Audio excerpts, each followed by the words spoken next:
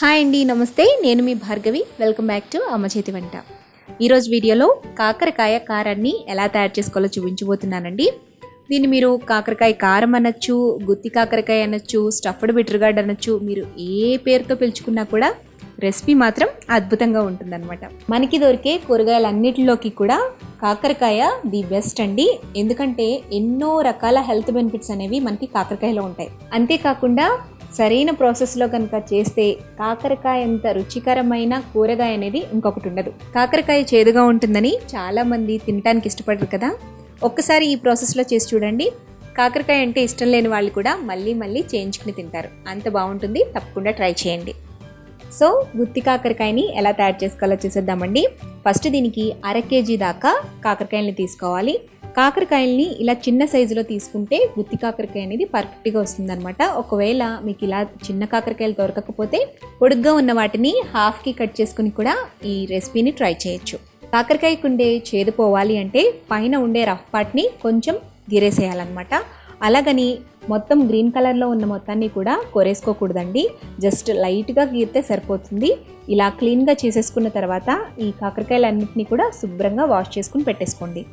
ఇలా శుభ్రంగా కాకరకాయలన్నింటినీ కడిగేసుకున్న తర్వాత ఇందులో ఉండే సీడ్స్ని మనం తీసేసుకోవాలి. మనం స్టఫ్డ్ బిటర్గార్డ్ చేస్తున్నాం కదా, అంటే లోపల మసాలాని కూరుతాం కాబట్టి ఈ గింజలన్నీ తీసేస్తున్నాము. అలా కాకుండా గింజలతో పాటు తినాలనుకునే వాళ్ళు వీటిని ఇలా మధ్యలోకి కట్ చేయకుండా చిన్న చిన్న ముక్కలుగా కట్ చేసుకుని వాటిని బాగా ఫ్రై చేసిన తర్వాత మనం ఏదైతే మసాలా వాడతామో దాన్ని వేసుకుని ఫ్రై చేసుకుని కూడా చేసుకోవచ్చు. ఇప్పుడు ఈ ముక్కలన్నిటికీ ఇంకా చేదు పోవాలి అంటే పైన కొంచెం పసుపుని అలాగే ఉప్పుని బాగా రబ్ చేసేసి కనీసం ఒక 10 నుండి 15 నిమిషాల పాటు అలా వదిలేసేయండి. అప్పుడు ఈ కాకరకాయ ఒక్కొక్కటిని తీసుకుని బాగా పిండితే ఇందులో ఉండే చేదు పసురు అంతా కూడా బయటకు వచ్చేస్తుంది అనమాట. డయాబెటీస్ ఉన్న వాళ్ళు కొంచెం చేదు తింటేనే మంచిది కాబట్టి అలాంటి వాళ్ళు ఇలా పిండేసుకోకుండా నార్మల్గానే చేసుకోండి. అదే మీకు చేదు వద్దు అనుకుంటే మాత్రం ఈ ప్రాసెస్ని కంపల్సరీగా చేయాల్సిందే. ఇలా కాకరకాయలన్నింటినీ బాగా పిండేసుకుని ప్లేట్లో పెట్టేసుకోండి. ఇప్పుడు స్టవ్ మీద ఒక కడాయి పెట్టుకుని అందులో 2 లేదా 3 టేబుల్ స్పూన్స్ దాకా ఆయిల్ వేసుకోండి. ఆయిల్ కొంచెం హీట్ అయిన తర్వాత మనం పిండి పక్కన పెట్టుకున్న కాకరకాయలన్నింటినీ కూడా ఈ ఆయిల్లో వేసి మధ్యలో కదుపుకుంటూ మూత పెట్టి బాగా ఫ్రై చేసుకోవాలి. ఈ కాకరకాయల్ని మరీ హై ఫ్లేమ్లో పెట్టి ఫ్రై చేయకూడదండి. లోపల సరిగా మగ్గకుండా పైన మాడిపోతాయి అన్నమాట. ఫుల్ కాకరకాయ వేస్తున్నాం కదా, సో అందుకని లో టు మీడియం ఫ్లేమ్లో మంటని అడ్జస్ట్ చేసుకుంటూ ఈవెన్గా అన్ని వైపులా చక్కగా వేగేంత వరకు ఫ్రై చేసుకోవాలి. కాకరకాయలు ఎంత బాగా వేగితే టేస్ట్ అంత బాగుంటుందండి. ఇలా వేగిన కాకరకాయలన్నింటినీ కూడా ఒక ప్లేట్లోకి తీసుకోండి. నెక్స్ట్ ఒక ప్యాన్లో 1/2 కప్పు దాకా వేరుశెనగ గుళ్ళని వేసి లో ఫ్లేమ్లో దోరగా ఫ్రై చేసుకోండి. వేరుశెనగ గుళ్ళు చక్కగా వేగిన తర్వాత ఇందులోకి సన్నగా కట్ చేసి పెట్టుకున్న ఎండు కొబ్బరిని ఒక 1/2 కప్పు దాకా వేసుకోండి. ఇందులోనే కారానికి తగినట్టుగా 8 లేదా 10 ఎండుమిర్చిని వేసి వీటన్నిటిని కూడా లో ఫ్లేమ్లో దోరగా ఫ్రై చేసుకోవాలి. ఇవి కొంచెం వేగిన తర్వాత 1 టీ స్పూన్ దాకా ధనియాలు, 1/2 టీ స్పూన్ జీలకర్ర వేసుకోండి. అలాగే ఇందులోనే కొద్దిగా కరివేపాకు వేయండి. కరివేపాకు వేస్తే మంచి ఫ్లేవర్ అనేది వస్తుందన్నమాట. ఇవి వేసిన తర్వాత ఎక్కువసేపు ఫ్రై చేయాల్సిన అవసరం లేదండి. జస్ట్ 2-3 నిమిషాల పాటు ఫ్రై చేసేసుకుని స్టవ్ ఆఫ్ చేసేసుకుని పక్కకు దించుకుని వీటిని కంప్లీట్గా చల్లారిపోనివ్వండి. ఇవి పూర్తిగా చల్లారిన తర్వాత మిక్సీ జార్లోకి వేసుకుని అందులోకి 5 లేదా 6 వెల్లుల్లి రెబ్బలు వేసుకోండి.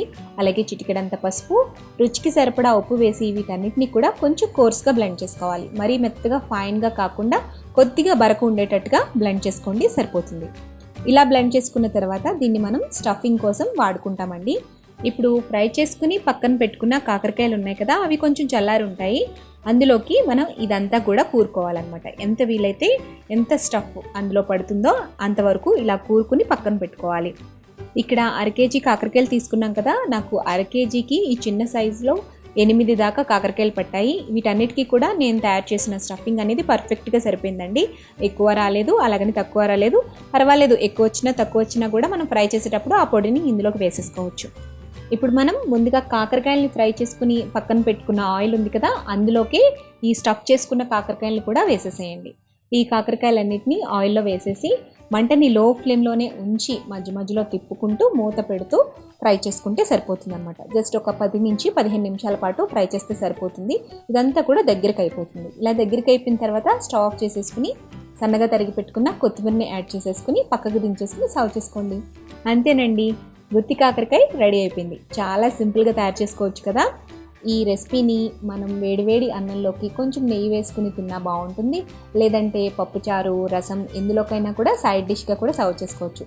చాలా టేస్టీగా ఉంటుందండి. మీరు అందరూ కూడా తప్పకుండా ట్రై చేయండి. ఈ గుత్తి కాకరకాయని మీరు ట్రై చేసిన తర్వాత మీకు ఎలా వచ్చిందో నాకు కామెంట్ చేయండి. అలాగే ఈ వీడియో కనుక నచ్చినట్లయితే తప్పకుండా లైక్ చేసి మీ ఫ్రెండ్స్తో రిలేటివ్స్తో షేర్ చేయండి. మరిన్ని టేస్టీ సింపుల్ క్విక్ రెసిపీస్ కోసం అమ్మ చేతి వంట ఛానల్ని సబ్స్క్రైబ్ చేసుకోండి.